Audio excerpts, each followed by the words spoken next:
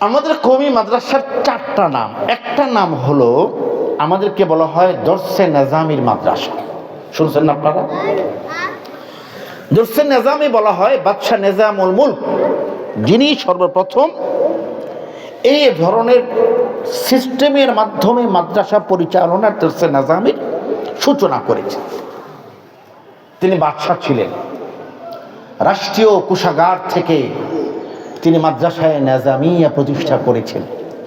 আপনাদের মাদ্রাসার যারা ডোনার, যারা টাকা দিয়েছেন, যাদের কষ্টের টাকায় ভবন নির্মাণ হয়েছে, এই মানুষগুলো এই মাদ্রাসার কারণে আনন্দিত। জুড়ে বলেন ঠিক না ব্যাকি? হঠাৎ করে একদিন নেজামুল মুলকের মনে হলো রাষ্ট্রীয় কোষাগার থেকে হাজার হাজার আশরাফি প্রতি মাসে আমি দিচ্ছি সরসপুর মোবারকনগর নুরুল উলুম মাদ্রাসায়, একটু খবর নিয়ে আসি, দেখি ছেলেপেলেরা কেমন লেখাপড়া করে। যদি তিনি ঘোষণা করেন যে হে সম্মানিত সভাসদ রাষ্ট্রীয় মহল, আমি যাব, তো বিশাল প্রটোকল দাঁড়িয়ে যাবে, গাড়ি দাঁড়িয়ে যাবে, ঘোড়া দাঁড়িয়ে যাবে, সৈন্যবাহিনী দাঁড়িয়ে যাবে, ওনার জন্য আলাদা করে আয়োজন হবে, ছাত্রদেরকে নতুন পোশাক পরানো হবে, লাইন ধরে বসানো হবে। উনি চিন্তা করলেন যে না, আমি প্রকাশ্যে যাব না, আমি গোপনে যাব। গোপনে গিয়ে আমি দেখতে চাই যে আসলে প্রতি মাসে যে আমার হাজার হাজার টাকা খরচ হচ্ছে, লক্ষ লক্ষ আশরাফি খরচ হচ্ছে, আসলে কি হয়। রাতের বেলা রাত 11টার পরে চুপি চুপি একটা ঘোড়া নিয়ে তিনি এসছেন। ঘোড়াটা ছিল আরব্য ঘোড়া, সাদা ঘোড়া, গায়ের মধ্যে নানান রকমের পিতলের মালা লাগানো। এটা যে বাচ্চার ঘোড়া দেখলে বোঝা যাবে, এই কারণে অনেক দূরে তিনি ঘোড়া থেকে নেমে ঘোড়াটাকে একটা খুঁটির সাথে বেঁধে হাইটা হাইটা মাদ্রাসা আসছে। আইসা দেখেন যে মাদ্রাসার সবাই ঘুমিয়ে আছে। 4-5টা জায়গায় একটু ছোট ছোট করে আলো জ্বলতেছে। প্রথমে গিয়ে দেখলেন যে মাদ্রাসার বারান্দায় একটা ছেলে কুপি জ্বালিয়ে পড়তেছে। জিজ্ঞেস করলেন, বেটা তোমার নাম কি? আমার নাম অমুক। মাশাআল্লাহ। তোমার বাবার কি পরিচয়? বলল, আমার বাবা এই রাষ্ট্রের প্রধানমন্ত্রী, উজিরে আজম। ও মাশাআল্লাহ, তুমি উজিরে আজমের ছেলে। মাশাআল্লাহ। তো বেটা এত রাত পর্যন্ত কেন পড়ছো? সেই উজিরে আজমের ছেলে বলতেছে, চাচা আমি তো আপনাকে চিনি না, তবে আমার সামনে পরীক্ষা, এই কারণে আমি রাত জেগে পড়ছি। কেন পড়ছো? আমার পড়ার মূল কারণ হলো আমার বাবা উজিরে আজম হয়েছেন, আমাকেও লেখাপড়ায় এমন জায়গায় যেতে হবে আমিও যেন আমার বাবার মতো উজির হতে পারি, উজিরে আজম হতে পারি, প্রধানমন্ত্রী হতে পারি, আমারও যেন জ্ঞান গরিমা এমন হয়, এই জন্য আমি রাত জেগে পড়ছি। বাদশা বলেন, ঠিক আছে। বাদশার চেহারাটা কালো হয়ে গেল। উনি মনে মনে বললেন যে না, আমি তো উজিরে আজম হওয়ার জন্য মাদ্রাসা দিইনি, উজিরের স্বপ্ন নিয়ে আমার মাদ্রাসায় পড়তেছে, এটা তো দুনিয়া, উজির হওয়ার জন্য তো আমি মাদ্রাসায় করি নাই। মন খারাপ করে সামনের দিকে চলে যাচ্ছে। দেখেন দূরে পুকুরের পাড়ে গাছের নিচে আরেকটা ছেলে টিভি আলোতে আর বই পড়ছে। বাদশা হতাশার সাথে গিয়ে ছেলেটাকে বলেন, মাসমুক তোমার নাম কি? সে বলে, ইসমে আব্দুল্লাহ। আমার নাম আব্দুল্লাহ। মাশাআল্লাহ। তোমার বাবার পরিচয়? আমার বাবা এই শহরের কোতোয়াল, তিনি বিচার কার্য পরিচালনা করেন। মাশাআল্লাহ, গুড। এত রাত জেগে কেন পড়ছো?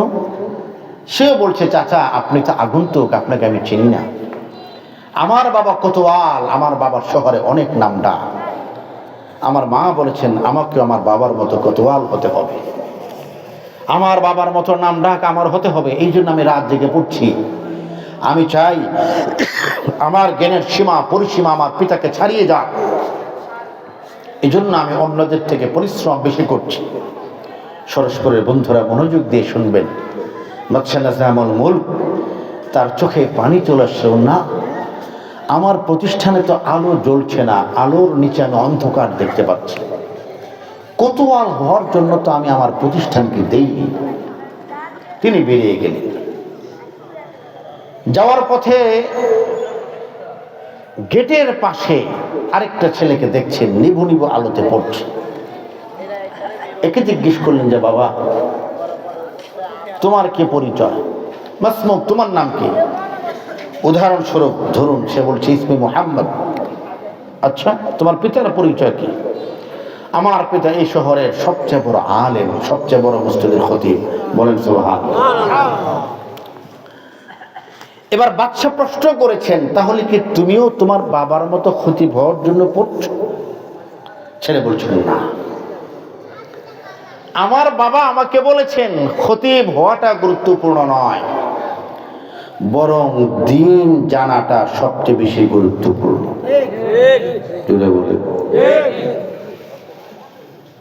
আমার বাবা আমাকে বলেছেন, বেটা, আল্লাহ আমাকে সবচেয়ে বড় মসজিদের খতিব বানিয়েছে, কিন্তু আমি তোমাকে মাদ্রাসায়ে নাজামিয়াতে দিয়েছি, অথবা আপনাদের এলাকার সরসপুর মোবারকনগর নুরুল উলুম মাদ্রাসায় দিয়েছি।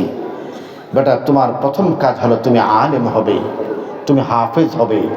আল্লাহর পক্ষ থেকে যে ওহী, নবীর পক্ষ থেকে যে সুন্নাহ, আল্লাহর পক্ষ থেকে যে এলেম, নবীর পক্ষ থেকে যে হাদিস, এই কোরআন এবং হাদিসের জ্ঞান তুমি মানুষের মাঝে ছড়িয়ে দিবে। এইটা তোমার কাজ, এইটা তোমার দায়িত্ব। যতদিন তুমি বেঁচে থাকবে এতদিন তুমি দ্বীন প্রচারের ক্ষেত্রে তোমার খেদমত আর মেহনত করবে।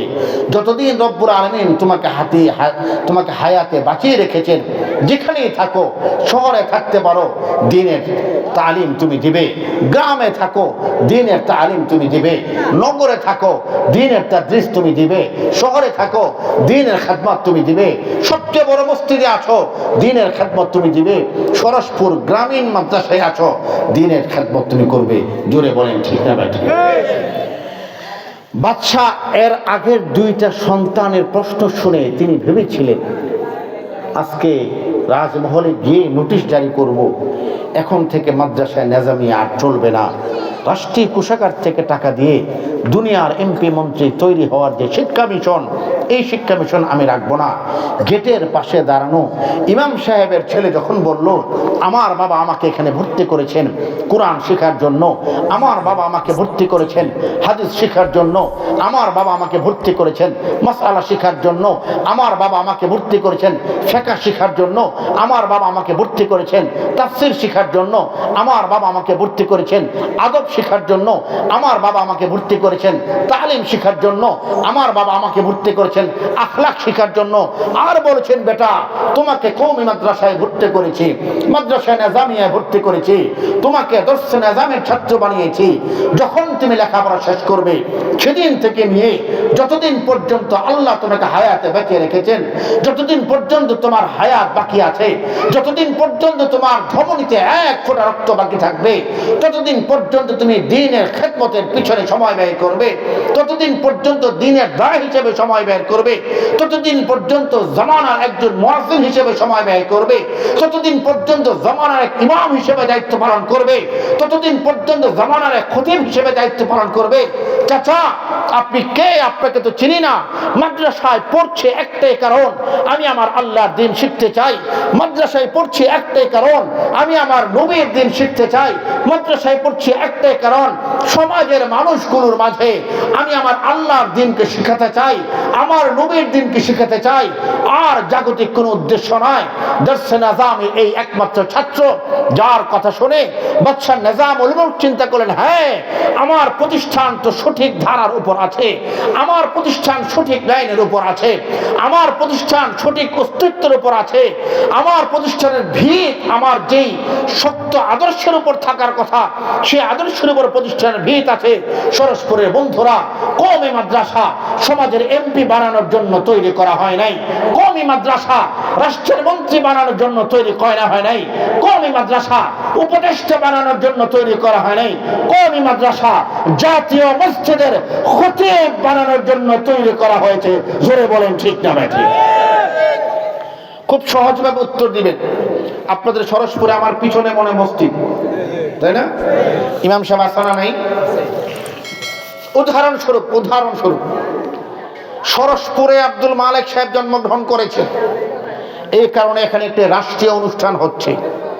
ঘটনা চক্রে আব্দুল মালেক সাহেব হুজুর অনুষ্ঠানে আসেন নাই, কিন্তু আমাদের প্রধান উপদেষ্টা ঘটনাস্বরূপ ডক্টর মোহাম্মদ ইউনূস তিনি চলে আসছেন। তিনি অনুষ্ঠানের প্রধান অতিথি। অনুষ্ঠানের সবচেয়ে বড় চেয়ারটা তাকে দেওয়া হয়েছে, গুরুত্বপূর্ণ বক্তব্য তিনি রেখেছেন। এই সময় হঠাৎ করে জোহরের আজান দিয়ে দিচ্ছে। আজানের পরে কাজ কি? জুড়ে বলেন, কাজ কি? অনুষ্ঠানের প্রধান অতিথিকে, প্রধান উপদেষ্টা, প্রধান অতিথিকে। এবার আজান হলো, নামাজ শুরু হয়েছে। এবার আমাদের হাবেজ সাহেব আগে যাবেন না প্রধান উপদেষ্টা? ইমামতিতে আগে যাবেন কে? জুড়ে বলেন। হাবেজ সাহেব তো লুঙ্গি পরা,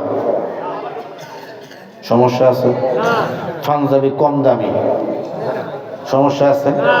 টুপিটা পাস করলি, সমস্যা আছে? টুপিটা পুরান ওই যদি তিলা ডেকে গেছে, সমস্যা হয়েছে? স্যান্ডেলটা প্লাস্টিকের, সমস্যা হয়েছে? শুট কোট পরে টাই স্যুট লাগাইয়া বিদেশি পারফিউম লাগাইয়া গাড়িতে বসে রয়েছে মিনিস্টার সাহেব। ইমামতিতে জায়গা আছে? একামতে জায়গা আছে? খতিবগিরে জায়গা আছে? মুহতারাম হাজরিন, ১,৫০০ বছর পর্যন্ত দ্বীনি মাদ্রাসা চলছে, কিয়ামত পর্যন্ত চলবে। সমাজের কোনো প্রভাবশালী ব্যক্তি আমাদের আকর্ষণের বিষয় নয়, সমাজের কোনো প্রভাবশালী ক্ষমতা আমাদের আকর্ষণের বিষয় নয়। আল্লাহর কোরআন আর আমার নবীর হাদিস ১,৫০০ বছর পর্যন্ত কওমি মাদ্রাসা শিখায় যাইতেছে, কিয়ামত পর্যন্ত শিখাবে। সম্মান হলো এই ব্যক্তির, এলেম আল্লাহ তাকে যাকে দিয়েছেন, এলেম যার, সম্মান তার। জোরে বলেন ঠিক না বেঠিক?